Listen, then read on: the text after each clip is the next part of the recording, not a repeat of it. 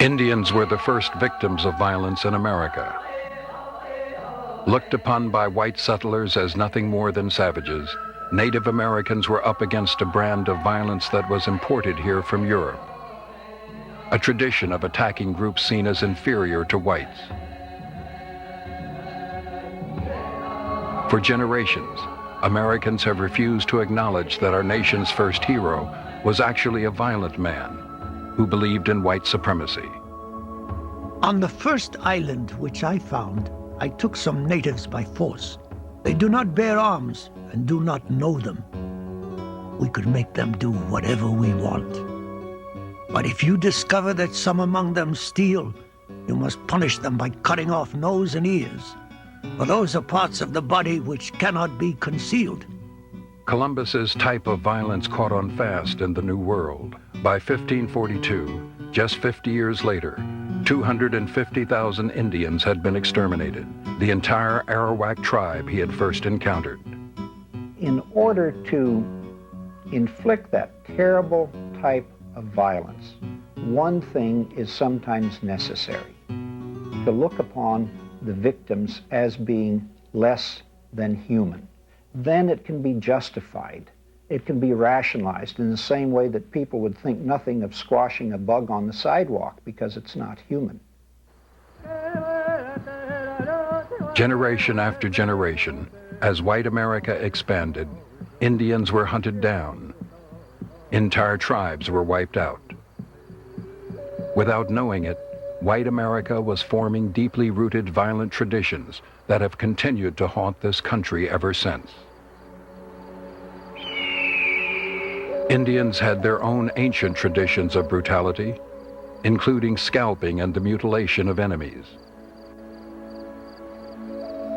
As Indians struck back, white retaliation grew more intense. And as each side was attacked, took revenge, and then was attacked again, the first true cycle of American violence was born. There was suddenly heard a shot and a blood-curdling yell, and the Indians were seen riding at full speed directly towards the horses. They kept circling and hallooing, bullets whizzing through the camp. None can know the horror of it. For generations, history books taught American children that the Indians were the attackers, that white settlers were simply defending themselves. But the statistics told the real story. By 1890, the Indian population, which numbered 2 million at the time of Columbus, had been cut down to just 300,000. After centuries of bloody warfare, Indians would suffer their final defeat at a place called Wounded Knee.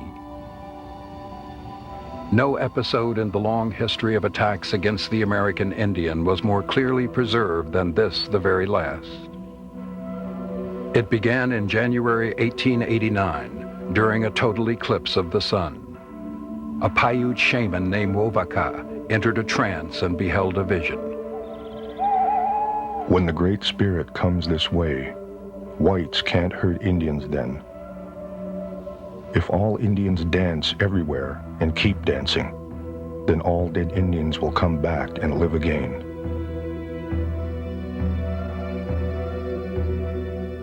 Ghost dancing was a peaceful ceremony designed to summon the spirits of lost ancestors, a new Indian religion that spread like a grass fire from tribe to western tribe. Whites feared the ghost dance was a war dance, and that misunderstanding now led to the last major confrontation. Indians are wild and crazy over the ghost dance. We're at the mercy of these crazy demons. We need the military, and we need them at once.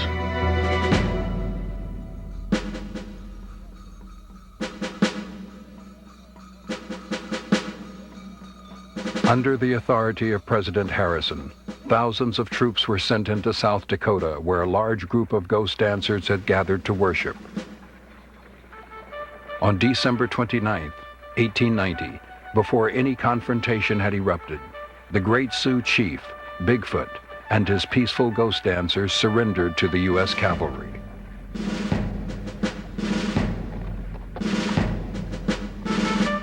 Bigfoot, with all the others, women, children, and some old men, went along with the soldiers to Wounded Knee Creek. The men were separated from their families, from their teepees, and taken to a certain spot. Then a nobody among the bunch of Indians fired his gun. As soon as this shot was fired, the Indians began drawing their knives. Then the firing began on the part of the soldiers.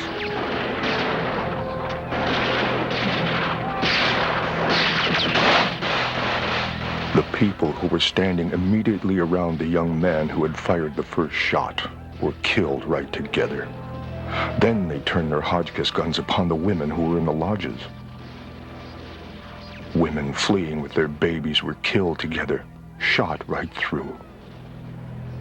Little boys, as soon as they came in sight, a number of soldiers surrounded them and butchered them there.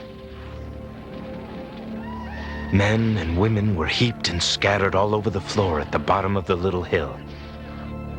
When I saw this, I wished I had died too. The wind came up and it grew very cold. A heavy snow began to fall.